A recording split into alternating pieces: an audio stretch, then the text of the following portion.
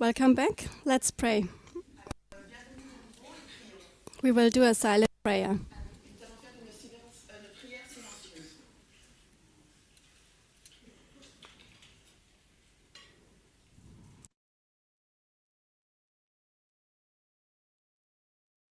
Amen.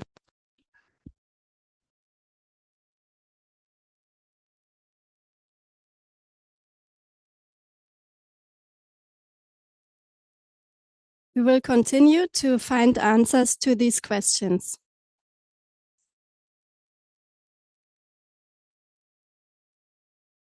To find the correct answers, we combine different separate stories with each other.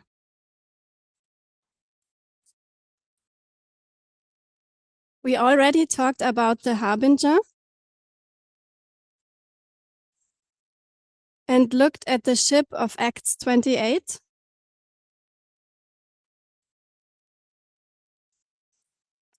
In combination to the other lines.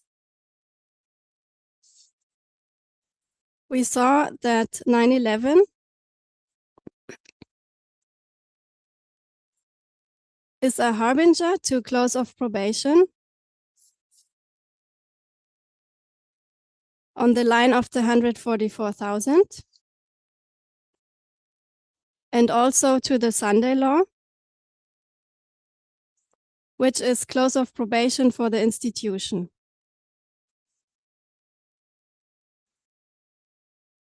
We will now add Daniel 11 to this and talk about the original intent of Josiah Litch.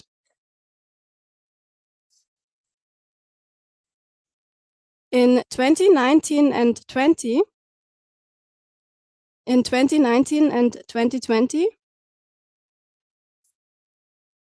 Elder Parminda talked about the understanding of Josiah Litch.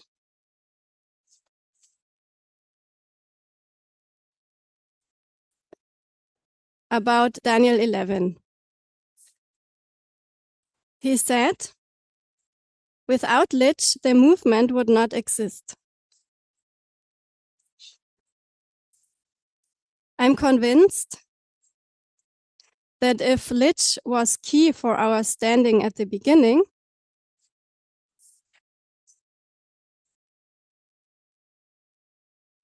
he is also key for our understanding at the end.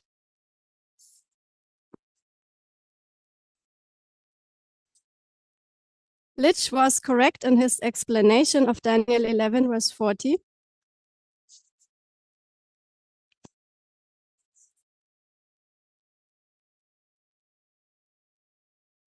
He used the correct methodology.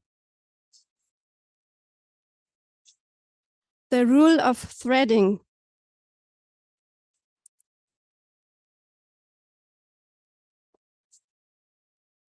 He connected the waymark of 1798 with the waymark of 1840. In both years, we have the European powers and the second woe, which is the Ottoman Empire. It is one storyline. It's one storyline. Looking at the waymarks as needles with a thread going through them and connecting them.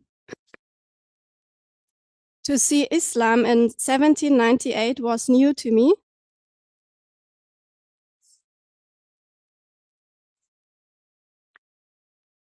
It was not only a battle between the King of the North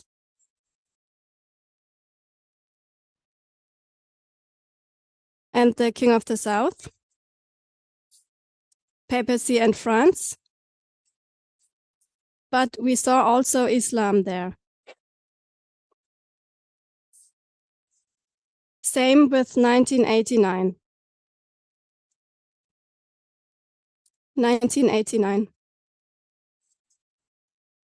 we had to learn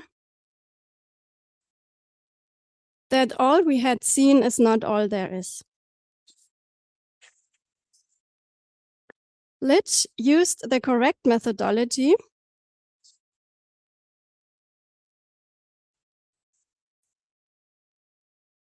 He connected Revelation 9 with Daniel 11. He connected 9:11. His interpretation is the original intent of Daniel 11:40-45, which means if Jesus would have returned in 1863, these verses would have been fulfilled in the Millerite time, only because the Millerite went off course and were scattered. Jesus didn't return. So after 126 years of scattering,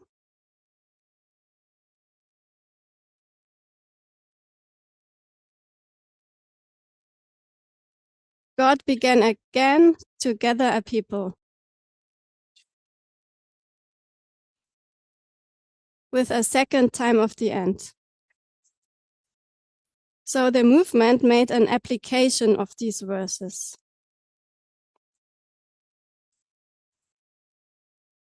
But the original intent is bringing another layer of knowledge to the movement. When Elder Parminder talked back then about Josiah Litch, he mentioned the 10-year Syrian proxy war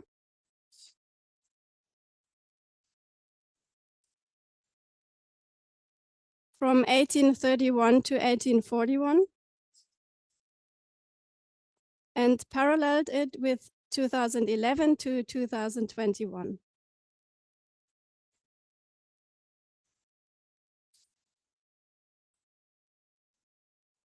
In Syria, the king of the north and king of the south were fighting over spheres of influence. In that context, in June 2020, Elder Parminder called the movement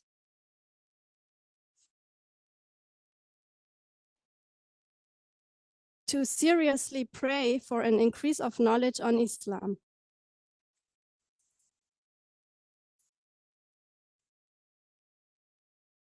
This was the time when FFA did a prediction about Islam.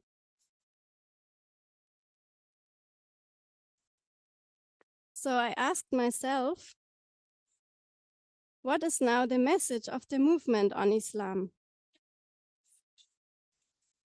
What is our increase of knowledge?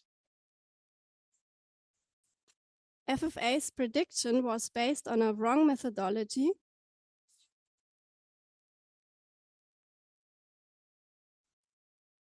It was Islamophobic and even marked publicly as such. They were not able to differentiate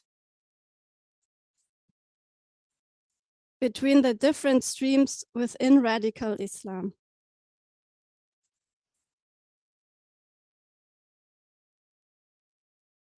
I took Elder Parminder's call to pray for an increase of knowledge on Islam very seriously.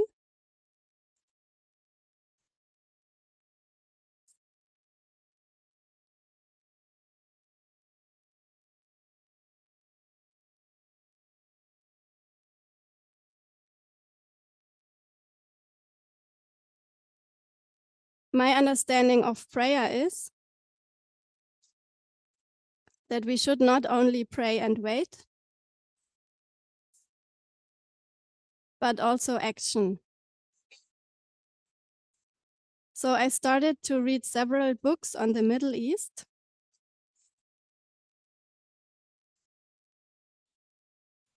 And looked into the Syrian proxy war of our time.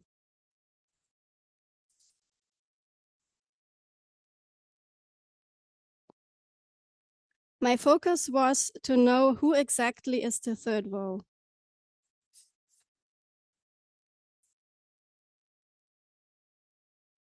Until today, there is no officially established opinion in the movement, but different contrary opinions instead.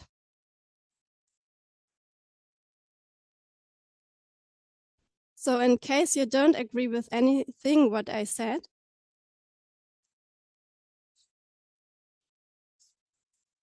I believe on one thing we should all agree. When speaking about Islam or using any of the biblical symbols, we have to know whom we are referring to.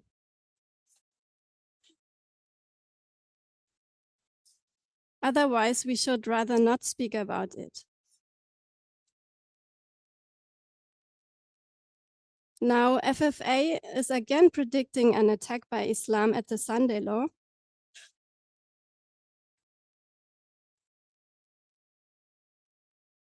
And they are also predicting that Trump will win the election.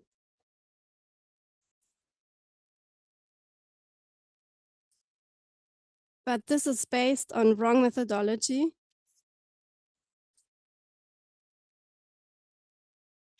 And it is again Islamophobic. The Millerites exactly knew who the second war was.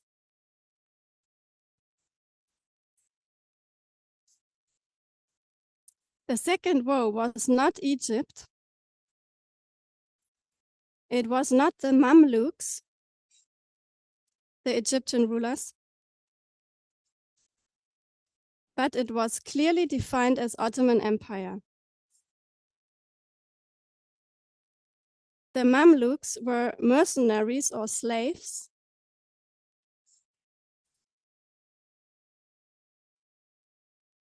They were ethnically diverse.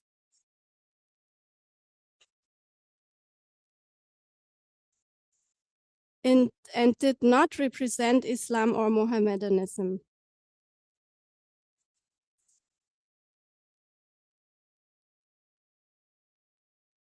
We can read this in Wikipedia, but will not do this now for time.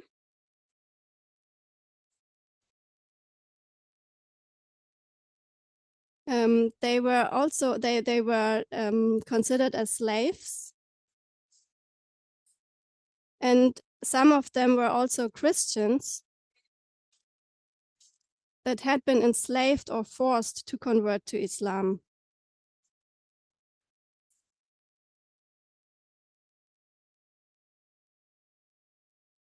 So I would not consider them to be any symbol for Islam. I use this only as an example to show how important it is to be accurate. So whenever we speak of radical Islam, we should be able to define it. This is the main purpose of my study.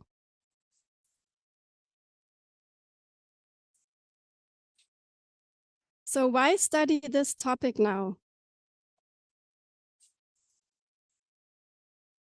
We spoke already about the harbinger for the Sunday law.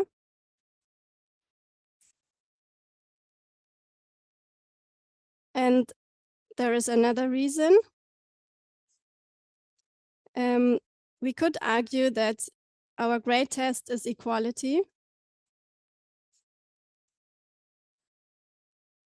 And that our priority is to examine ourselves. I think it is clear that though we have the gift of prophecy, but have not charity, we are nothing. Charity is equality. Self-examination is priority number 1.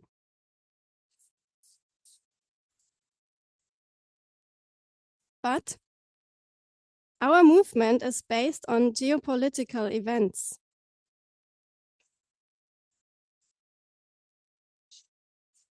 The external waymarks are our framework.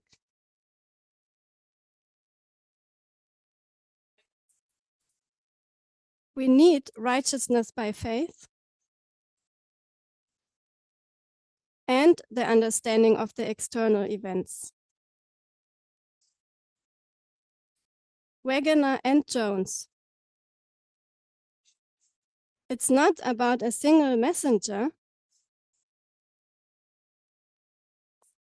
but about several ones. We have our 3 angels, Elders Jeff, Parminder, and Tess.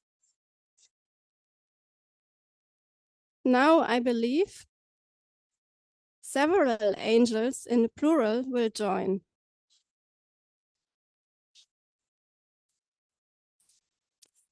But it's not about specific individuals anymore.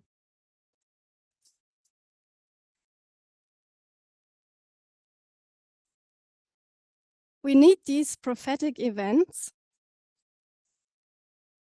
to confirm our waymarks and our methodology. How else could we be certain in which year the Sunday law arrives?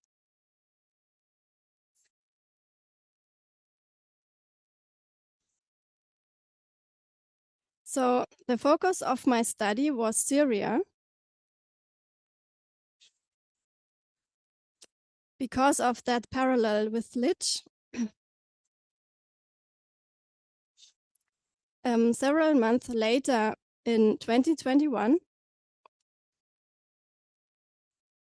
I found my answer, but it was different to what I was looking for. Why? Because I focused on Syria. But this was wrong methodology. It was literal Syria to literal Syria. But we have parallel methodology, of course.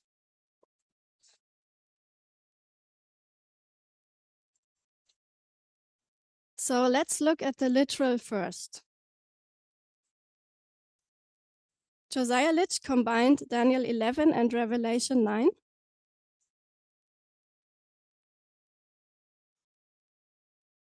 And saw that the second woe is the literal Ottoman Empire.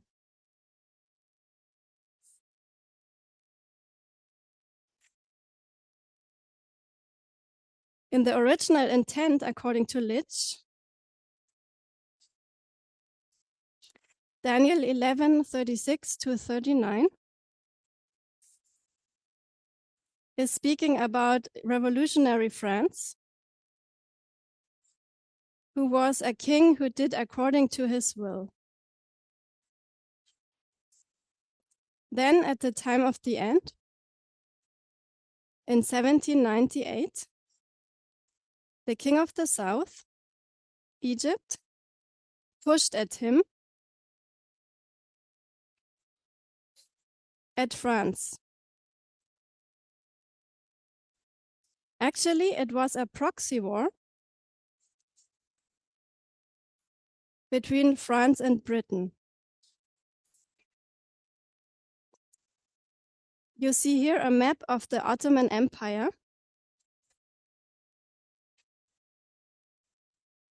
France and Britain were fighting over world dominion.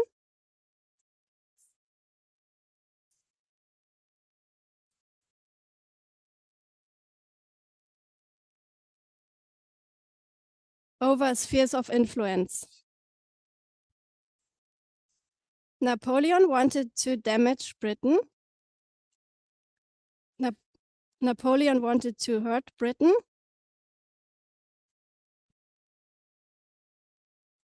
Militarily, he had no chance. Britain had the sovereignty over the Mediterranean Sea.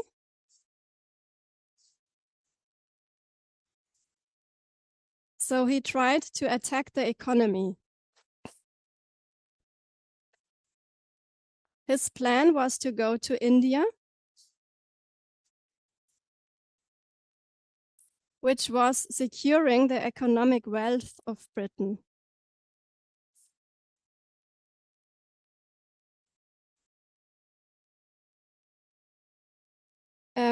He wanted to cut off the trade route between India and Britain.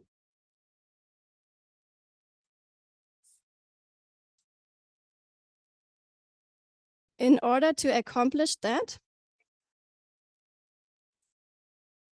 he had to fight against the Ottoman Empire,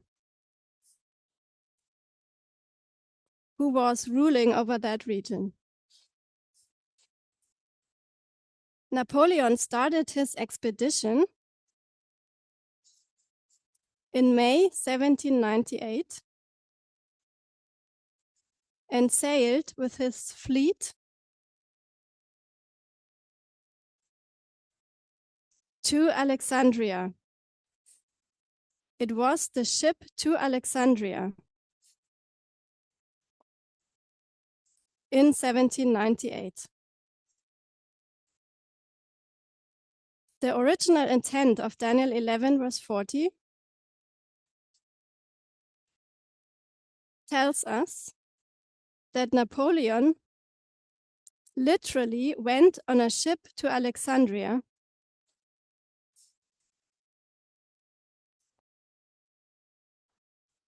in 1798. In Acts 27 and 28, we have a ship off Alexandria in 1798.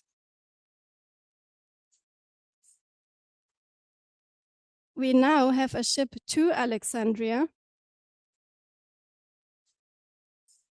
in Daniel 11:40 in 1798. Napoleon landed in July 1798 in Alexandria, and there the king of the south pushed at him. Napoleon attacked Egypt, but Egypt under the Mamluks fought back and therefore showed little resistance. This was the push. But nevertheless, France conquered Alexandria and afterwards Cairo, the capital of Egypt.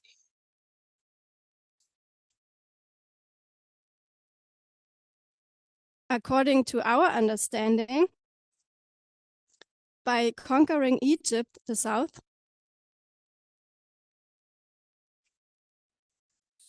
Napoleon became the king of the south because he was then ruling over the region of the king of the south.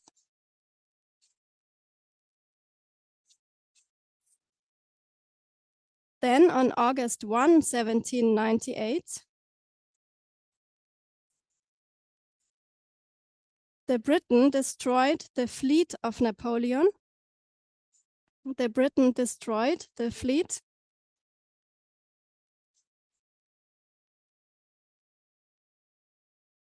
which was located near Alexandria. This was an important loss for Napoleon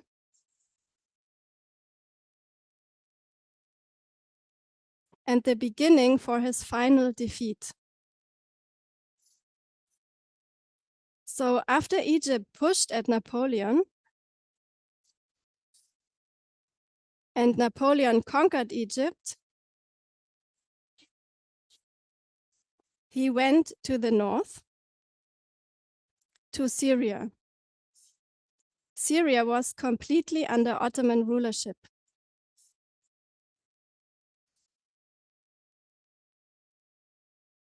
So the Ottoman Empire was the king of the north. The king of the north came against France like a whirlwind, with ships, chariots, and horsemen.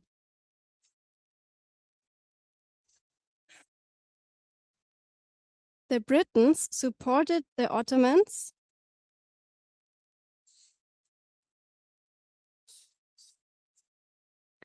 The Ottomans fought strongly against Napoleon's army.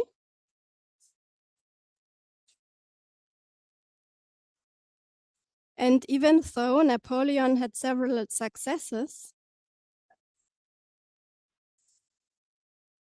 and killed many, the mission did great damage to France.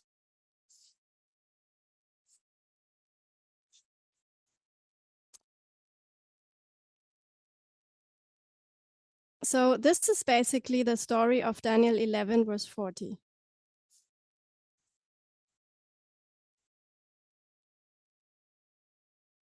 The original intent. Uriah Smith writes that for the next verses, there was no unity among the Millerites.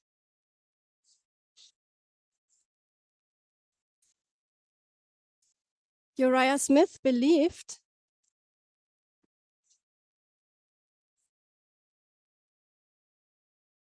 that the next verses talk about the king of the north, which was the Ottoman Empire. But Litch says it is about France. As Litch is the prophet of the first generation,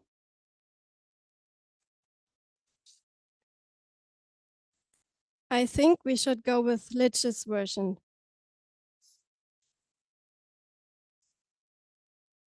Remember, Daniel 11 is a literal prophecy. So Litch does a literal interpretation.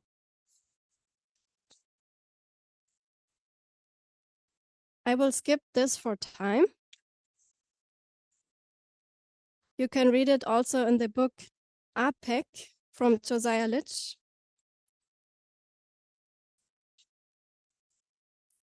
Napoleon's end is described in verse 45.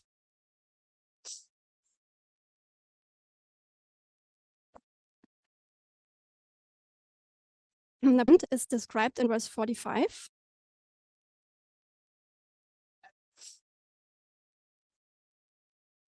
When he surrendered himself into the hands of the Briton.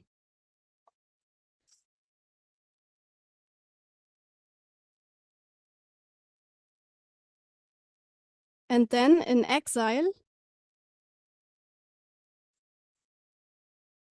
he died on the island of Santa Helena. Litch writes, this is quote 11, on the 5th of May, 1821, amid a dreadful storm of wind and rain, which tore up trees by the roots and laid waste almost all which came in its way, Napoleon's spirit left the scenes of earth to appear before him who is the King of kings and Lord of lords. Thus he came to his end, and there was none to help him.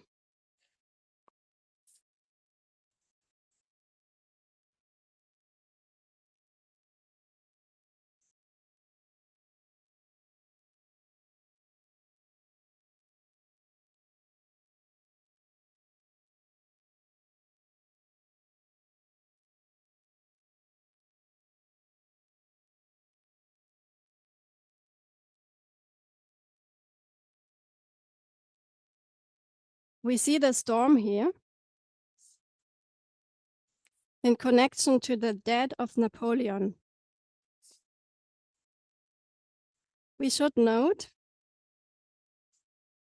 that the storm, as a scourge,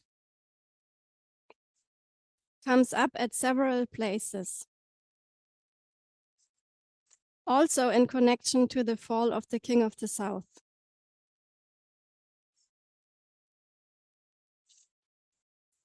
If we make the application, the storm as a scourge comes against France, but also against the Soviet Union. And I suggest also against Russia. So after the death of Napoleon, the Millerites expected the Ottoman Empire will fall in 1840. Then they expected Daniel 12:1 to be fulfilled, and then the second coming. So the Ottoman Empire would have been the last player of prophetic Islam.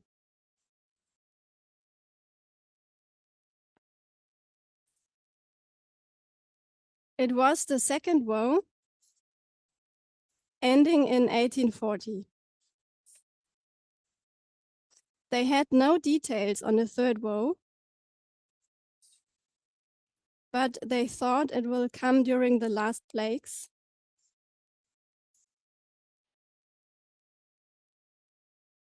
Shortly before Jesus would return,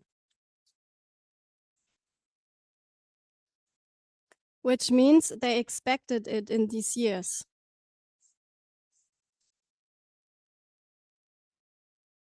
So according to Lich's understanding, the Ottoman Empire played the role of the first and second woe.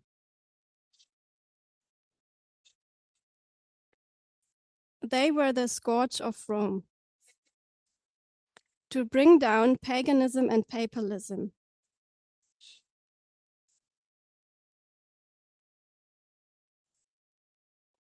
To punish the apostate church.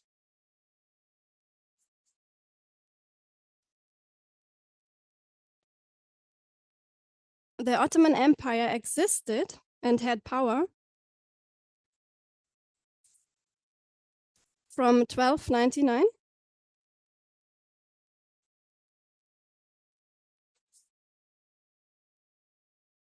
the beginning of the first woe until 1840, the end of the second woe. Since 1924, they play no role in geopolitics anymore. The former countries under the Ottoman Empire are now fighting for the hegemony of that region.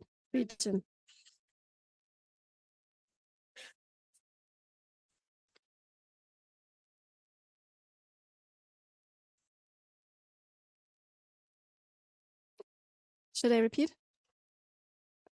Okay. Turkey under Erdogan. The President Erdogan wants to get back that former power.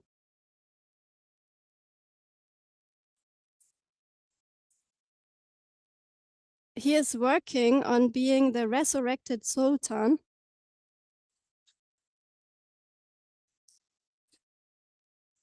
of that former Ottoman Empire.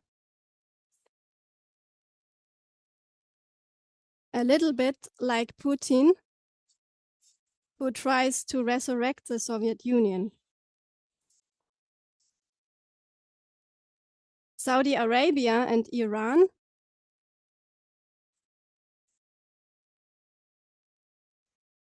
also claim the hegemony for themselves.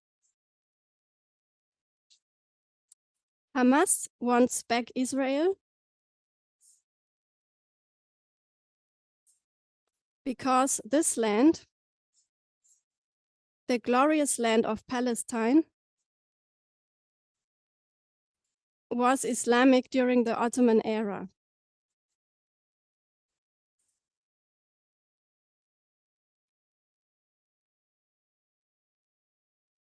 So they all have this history of the Ottoman Empire in mind.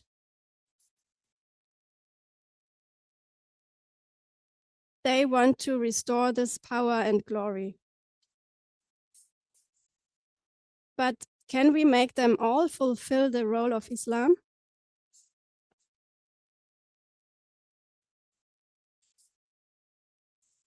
No, because they are different streams. They are enemies against each other. Only one stream can fulfill the role.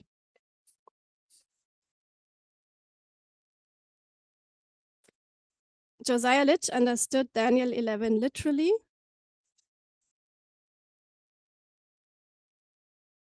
Egypt was Egypt, the glorious land, the Edomites, the Moabites.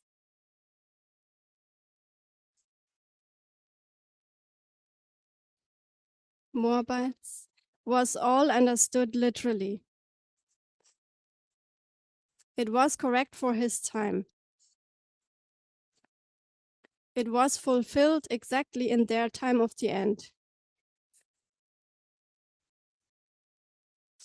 But now there is a second time of the end. We are not allowed to apply it literally anymore. We have to take the understanding of Litch as a parable. The first and second woe are a parable for us to understand the third woe.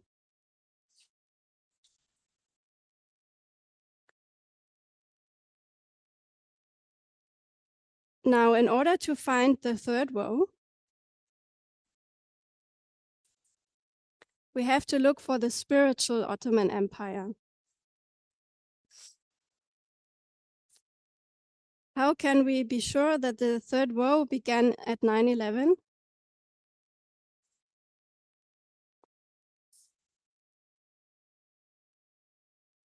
The rule is to bring different stories together. The connecting link, as we already have discussed, is Acts 27. The ship of Alexandria begins symbolically at 1798. Acts 27 is the midnight cry, or part of it, that continues to shine light on our path. It places the east wind and the beginning of the third woe at 9/11. Josiah Litch gives us another link. In 1798, he goes in a ship to Alexandria. This was literally. And there, the original intent of Daniel 11:40a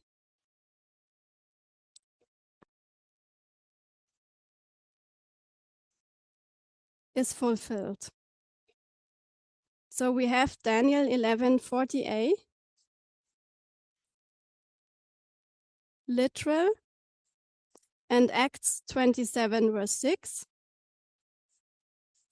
symbolic, both connected to each other. Both give us information about the time of the end in 1798.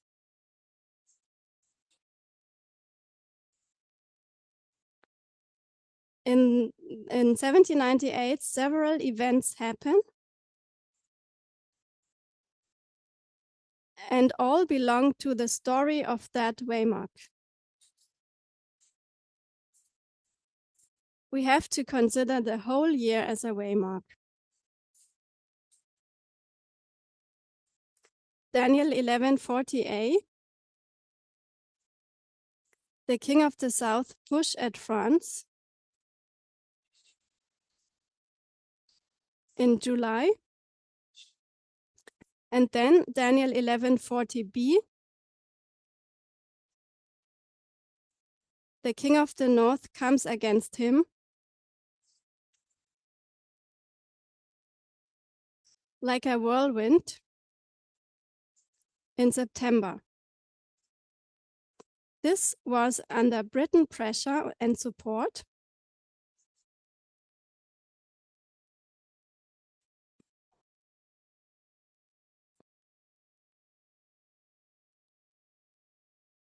Britain, when the Ottoman Empire, the second woe, declared war on France. When exactly? Let's read Uriah Smith on that verse.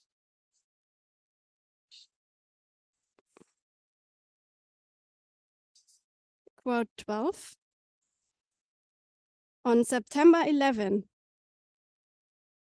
I read, on September 11, 1798, the Sultan of Turkey, under feelings of jealousy against France, artfully fostered by the English ambassadors at Constantinople, and exasperated that Egypt, so long a semi-dependency of the Ottoman Empire, should be transformed into a French province, declared war against France. Thus, the king of the north, Turkey, came against him, France, in the same year that the king of the south, Egypt, pushed, and both at the time of the end.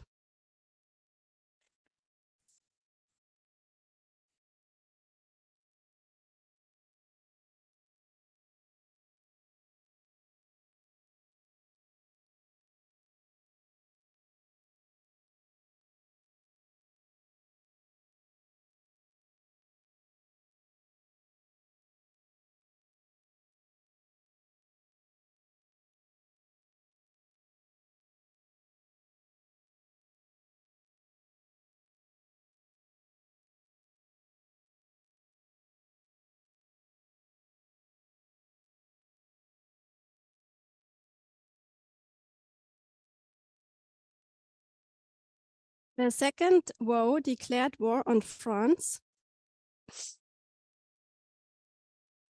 on 9/11. In the 1897 edition of Uriah Smith,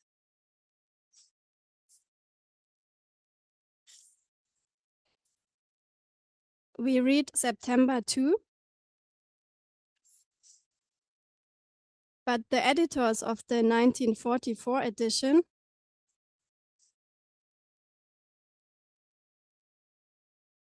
wrote that they made some very careful slight corrections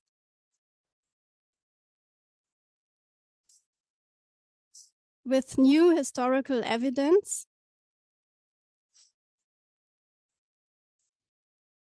that was not available at the time of the original writing.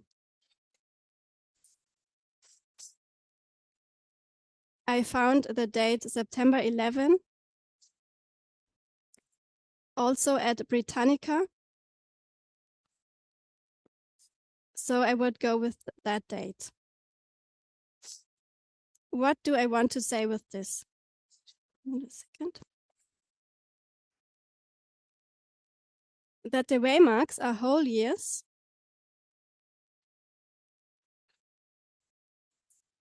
not only points, but periods. We have all of these events that all belong to the time of the end waymark.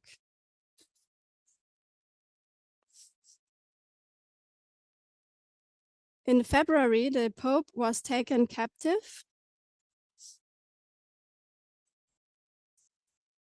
Then Napoleon went to Alexandria. Then the Ottoman Empire, supported by Britain, declared war on September 11. And it's actually a proxy war between France and Britain.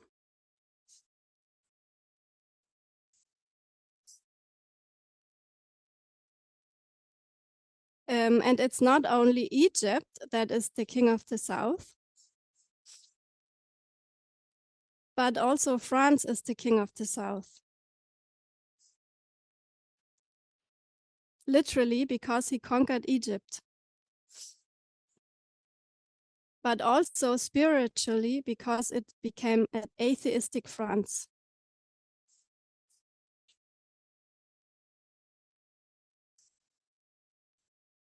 This sounds quite complicated and confusing because we have actually 3 different applications mixed with each other. Therefore, I will try to break that down in order to see what we can learn from it. First, in the original intent of Josiah Litch, Egypt, the king of the south, is pushing against France, Daniel 11:40a.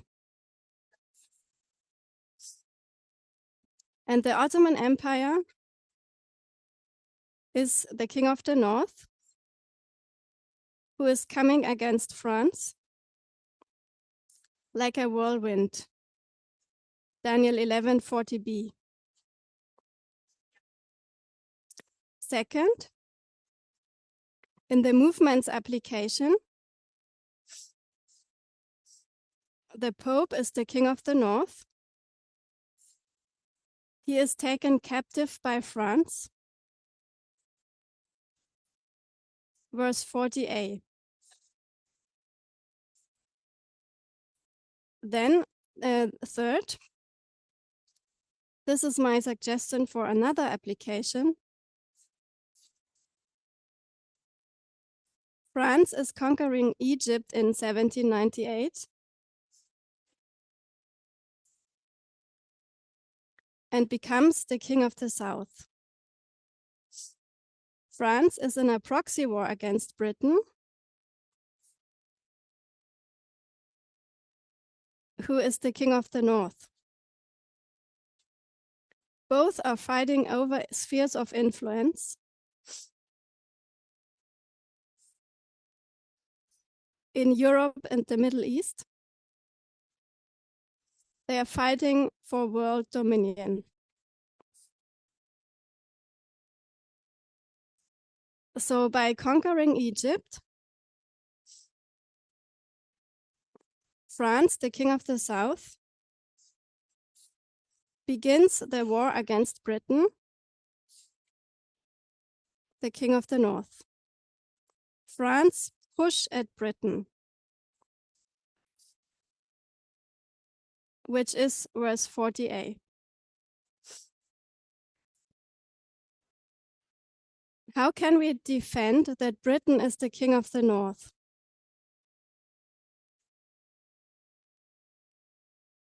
The Pope had received his deadly wound in 1798.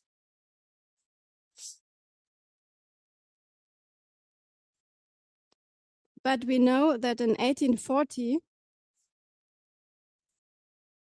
the Ottoman Empire surrendered to the 4 Christian powers.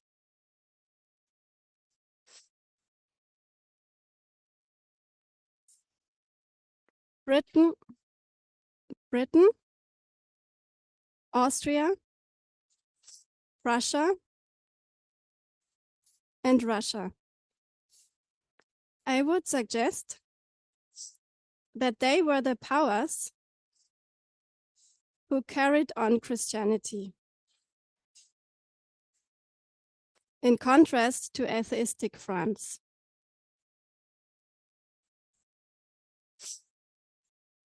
France and Britain were not allies but enemies at the time.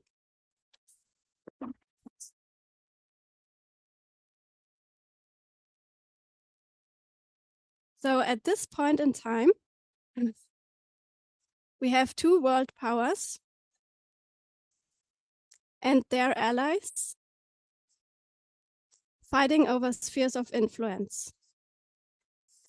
And these were France and Britain. Atheistic king of the south versus Christian king of the north.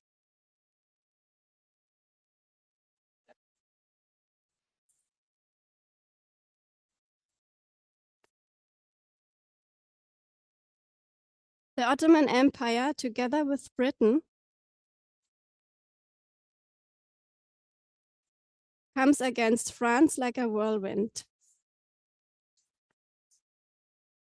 which is 40b. It's Britain, the king of the north, and Islam that come against the king of the south like a whirlwind. So we definitely have Islam in Daniel 11, verse 40, in 1798. And it's even connected to the symbolic date 9/11.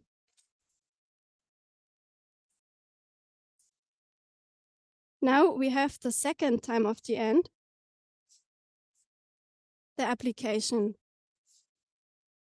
When we have the Ottoman Empire, when we have the Ottoman Empire in action in 1798, we should see also the spiritual Ottoman Empire in 1989.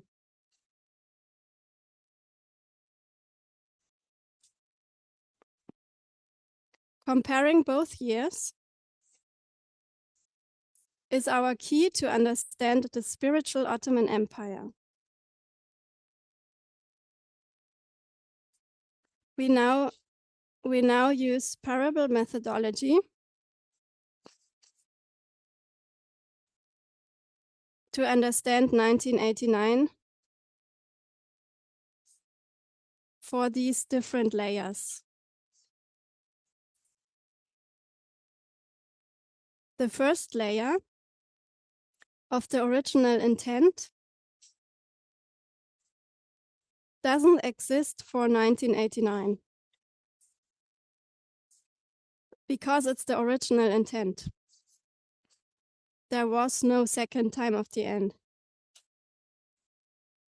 The second layer, the application of the movement, is 40A in 1798 and 40B in 1989. The King of the North, papacy supported by its army, the USA,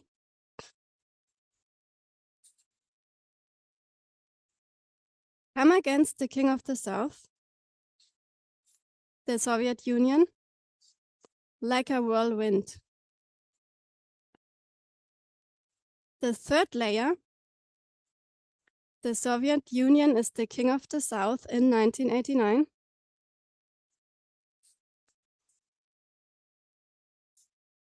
They are invading Afghanistan in a proxy war against the USA, the King of the North.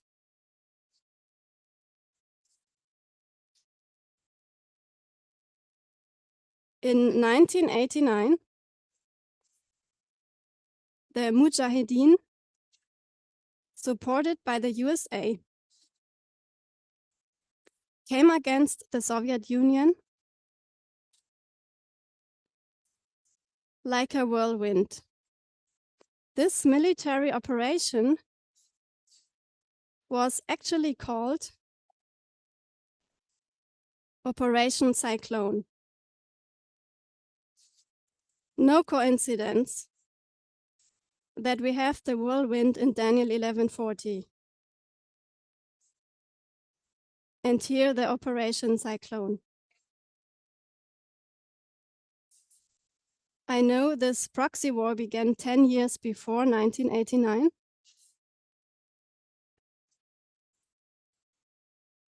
But 1989 was the decisive year when the King of the South was defeated and the Mujahideen were victorious. What do we learn? Point 1, marked in green. Who is the King of the North? The papacy or the USA? This is what always confused me. It got clearer for me.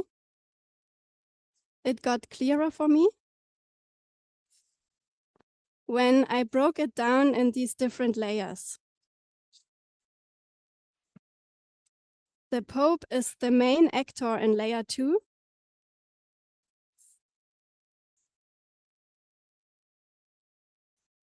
In the application of the movement. The USA is the main actor in layer 3.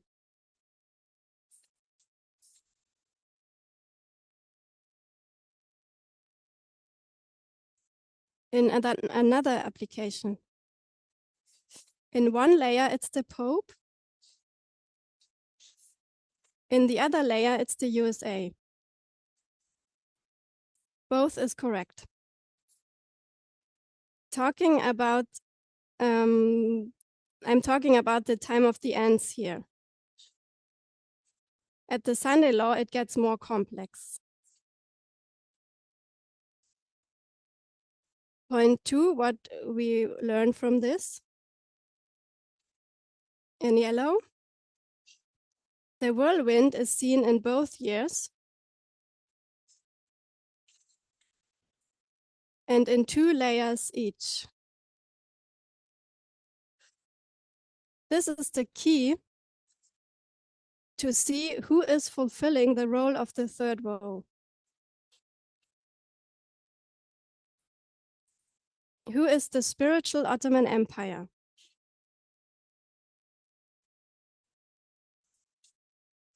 In 1989, the role of prophetic Islam was played by the Mujahideen.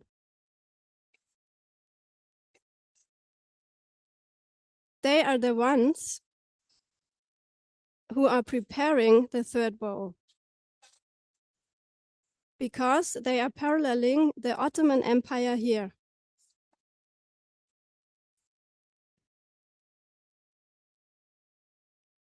(1989) is not yet the beginning of the third woe, but it is the preparation. We see that the Mujahideen play the same role as the Ottoman Empire.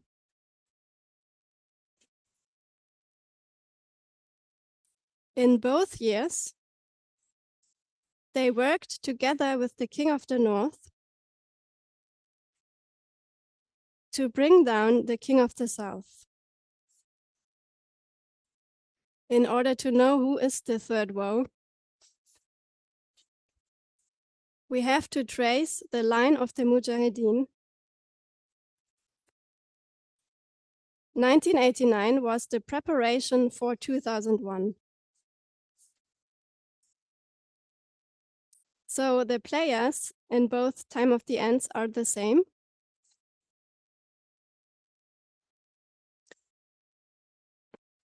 But the dynamic is different. From 1798 to 1840, we have the fall and the end of the second woe. From 1989 to 2001, we have the rise and the beginning of the third woe. Rise and beginning.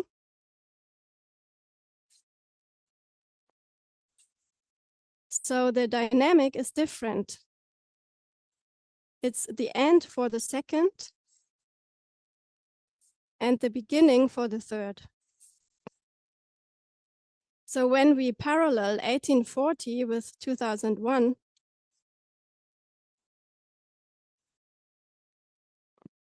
we have a different dynamic. Because it's the end in 1840 and the beginning in 2001. From the Mujahideen in Afghanistan, we traced the line to Osama bin Laden and Al-Qaeda. And then in 2014, the transition of leadership to the Islamic State. The scourge to the armies of Rome is not brought by a country like Saudi Arabia, nor Afghanistan, nor Iraq, nor Iran, but by that spiritual worldwide movement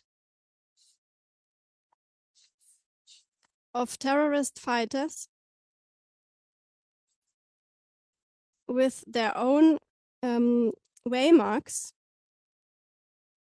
and their specific ideology. They are not based on territories, but based on ideology. In my understanding, there is no other group that can fulfill the prophetic role. I have explained their ideology in detail in my 5-part study from March.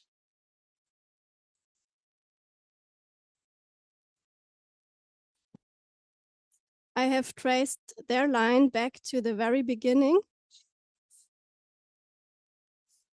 of Islam with Muhammad, then the Wahhabi, then Sayyid Qutb. It's an ideologist. Then to Al-Qaeda, and then to the Islamic State. So I believe that this stream is fulfilling the third woe.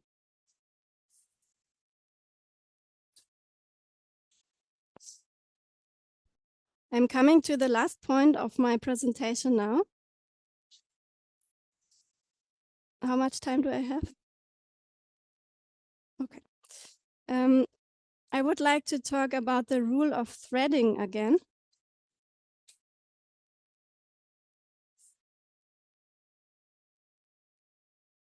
We have already seen that in 1798, we have one storyline. The whole year is the waymark. It's a point, but also a period. We have already spoken about these events. I will not repeat them now. But we see that all of these events are prophetic. And we see all 3 players in that year interacting with each other. King of the North, King of the South, and Islam. In the Waymark of 1989, we see the same pattern. Several dates are connected to each other.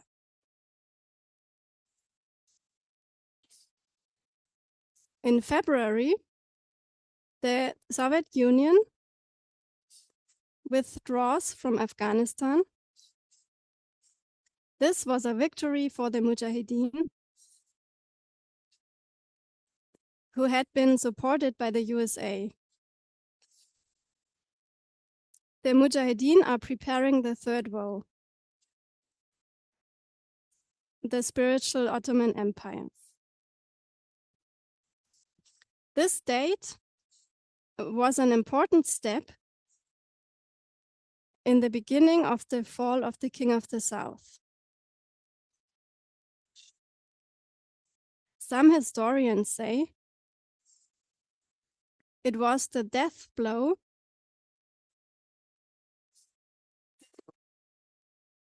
for the Soviet Union. I think we can say the deadly wound. Then on September 11, 1989, the first cracks of the wall in Hungary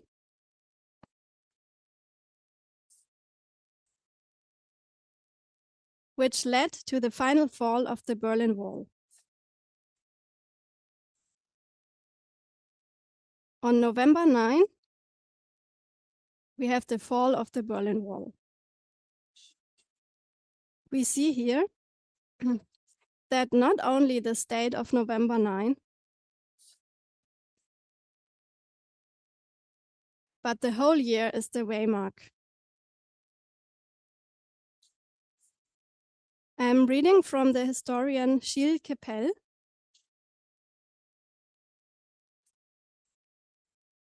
As he uses the rule of threading as well.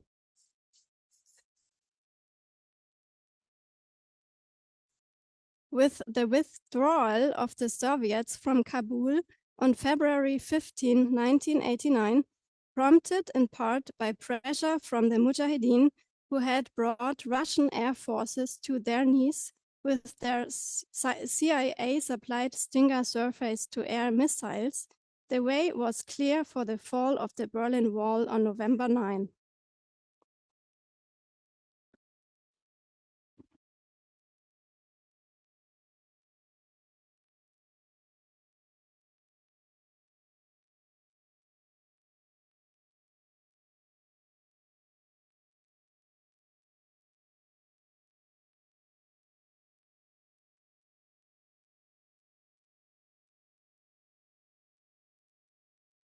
Here we see that February and November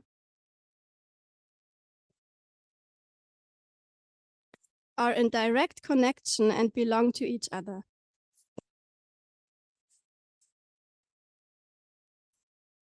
It's one thread. We can do the same with 2001, which is another witness to the rule. The waymark is not only the day of 9/11, but the whole year. To understand this year, I would like to mention Michael Moore and his documentary Fahrenheit 9/11. He is the first messenger of the Nethinims. Not everything he says is correct, of course. But as he is important for the Nethinims, we have to note the important connection he made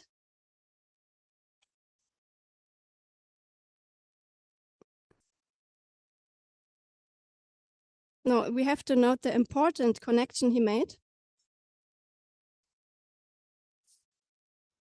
in the context of 2001 and 9/11.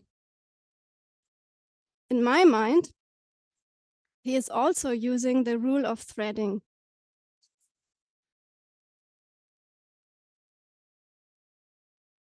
His movie Fahrenheit 9/11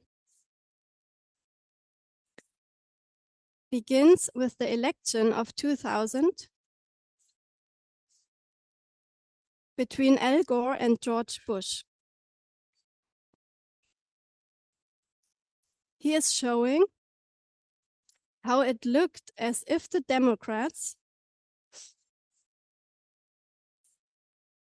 with Al Gore, were winning the election,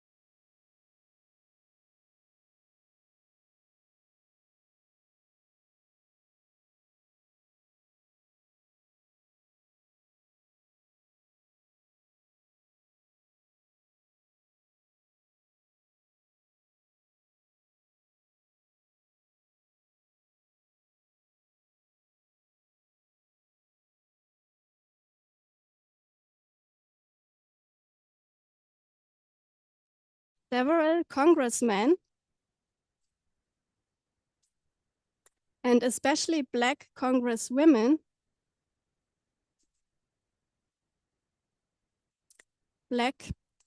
brought their objections. But no senator helped them to sign their objection. Therefore,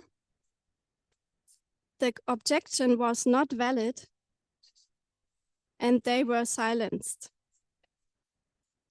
At the end, Bush was certified as president by the Vice President Al Gore.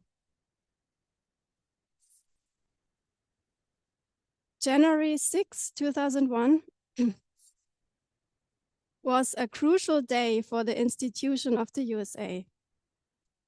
January 6, 2001 was a crucial day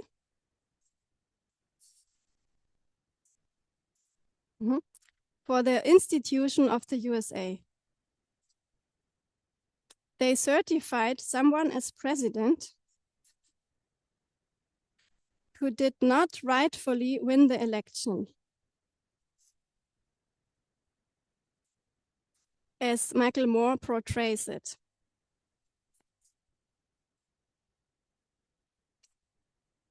Many Black people protested at the inauguration day because they felt Ils ont senti their voices had not been heard. parce qu'ils ont ressenti que leurs voix n'ont pas été entendues. I would suggest Et donc, je suggère that now que maintenant, the voices of the women and LGBTQ will not be heard. It's all about voting. This is the opening of the movie of Michael Moore.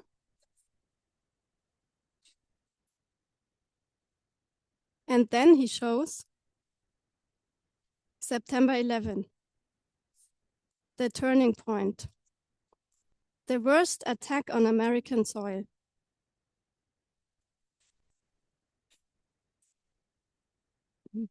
It really looks like cause and effect.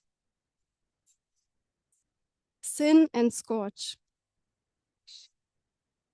At the certification of George W. Bush, the institution committed a big sin. 9/11 was the east wind hitting the ship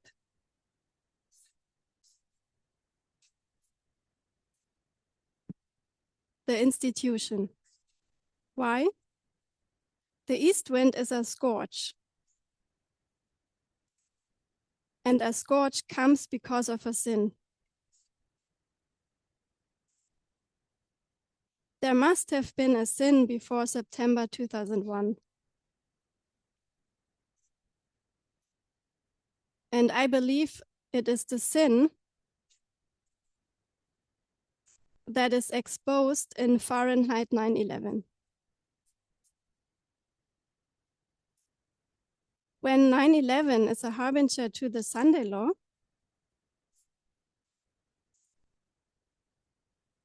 then we should take into consideration the sin in January. No, the sin on January 6th and the scourge in September. Because the waymark is not only a day, but a year. We can continue with 2021. When looking at the line of the ship of Acts 28, we already spoke about January 6, 2021, the Capitol attack. I understand this as a warning of how the sin of the institution could look like at the Sunday law.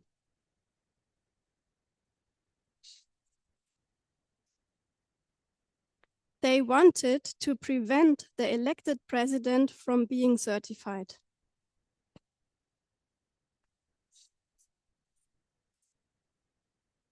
To not certify the president that has the majority of the votes is undermining the votes of the people, especially of the Blacks, the women, and LGBTQ.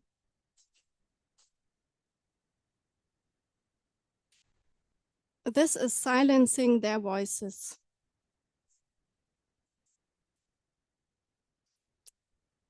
I'm almost done. We saw this in 2001, as Michael Moore portrays it very clearly.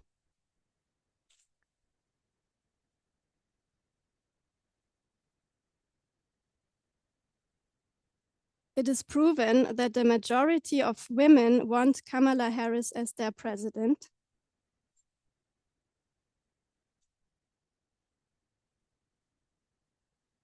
The total majority of the country doesn't want Trump. Voting is the voice of the people. In 2021, Biden and Harris were rightfully certified,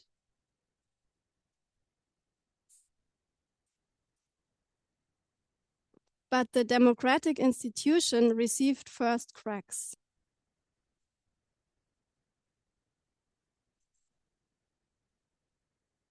It was a warning. It was almost a big sin. Democracy was almost overturned.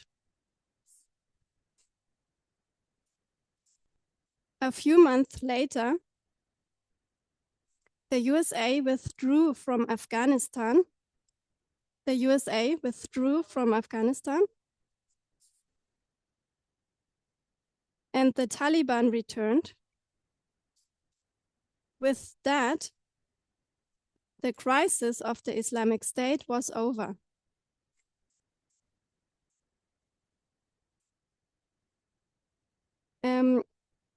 Gilles Kepel explains in this quote,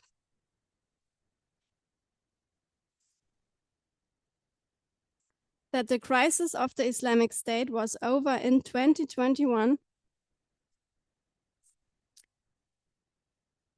with the return of the Taliban. In that connection, there was also an attack on the US troops in Kabul by the Islamic State.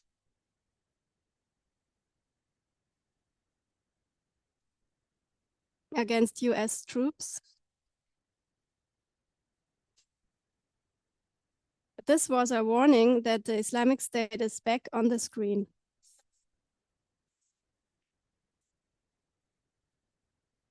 About 2021, I would say. Almost sin and almost scorch. It was a warning, a foretaste of what can happen soon. In Elder Parminder's presentation of yesterday,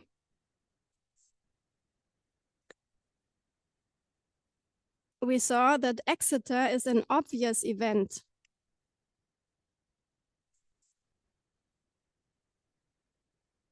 It is screaming out and visible. When we look at the line of the 144,000, then 2021 is Exeter. In the dispensation between 2001 and the Sunday Law. It was the formalization of the Sunday Law. What happened in 2021 is visible and screaming out. It was a warning cry. I'm talking about the whole year of 2021, but it all began on January 6. We have the sin and the scourge in 2001.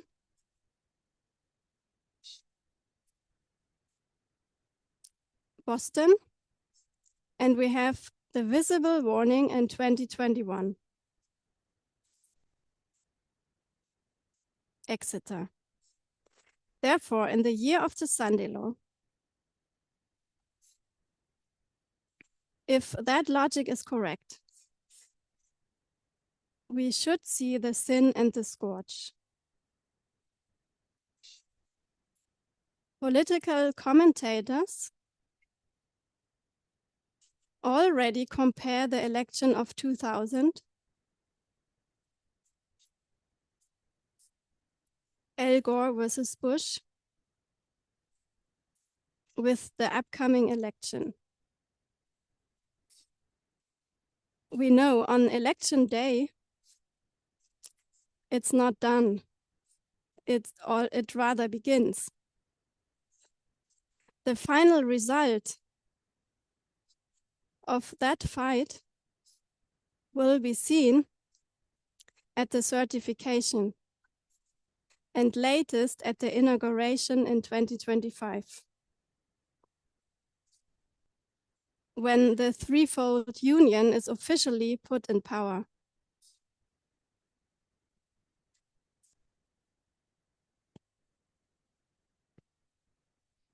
If 9/11 is a harbinger to the Sunday Law,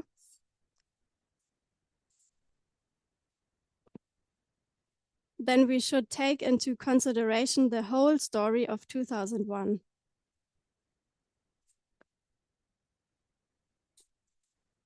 And the election is part of that story. There is no scourge without a sin. At the Sunday Law, the institution is becoming the lamb-like beast.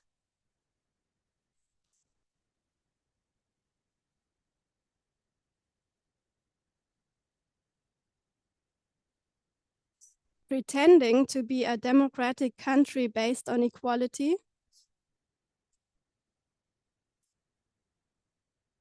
but in reality speaking like a dragon. They will pretend to uphold the democratic institutions,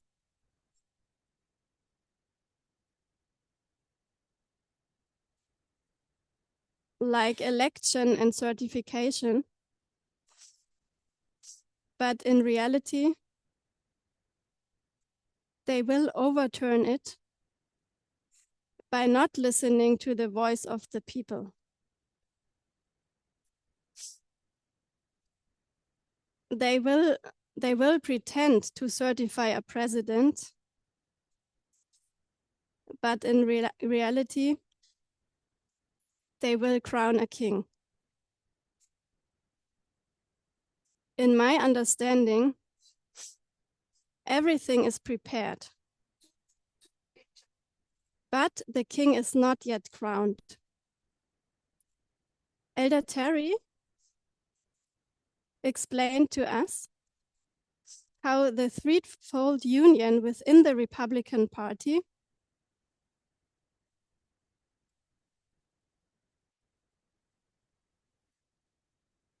is already formed.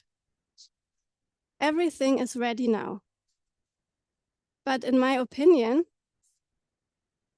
it's not yet officially installed. The king is ready, but not yet crowned. The collective sin of the institution is not yet manifested. If 9/11 is a harbinger to shipwreck,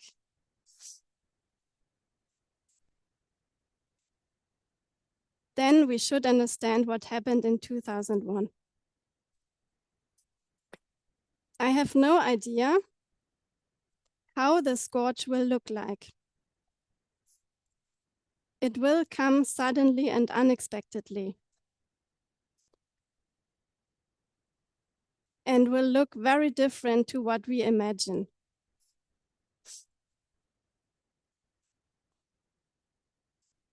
I don't think we should know it in advance. But when it comes, we will understand. I would like to invite you to close with prayer.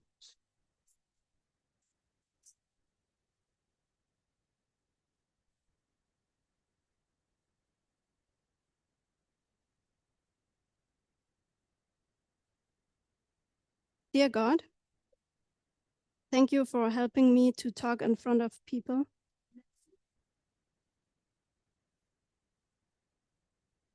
Thank you for the work of the translators. Thank you for Elder Parminder, who explained righteousness by faith to us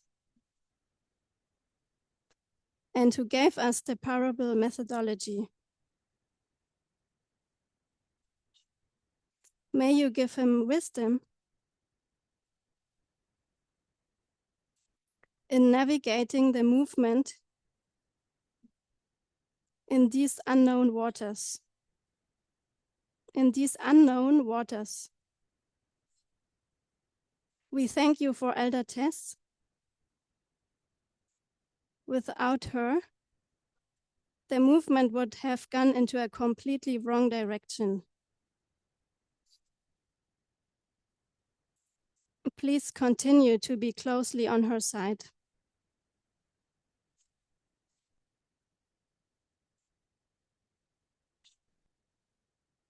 In Jesus' name, amen.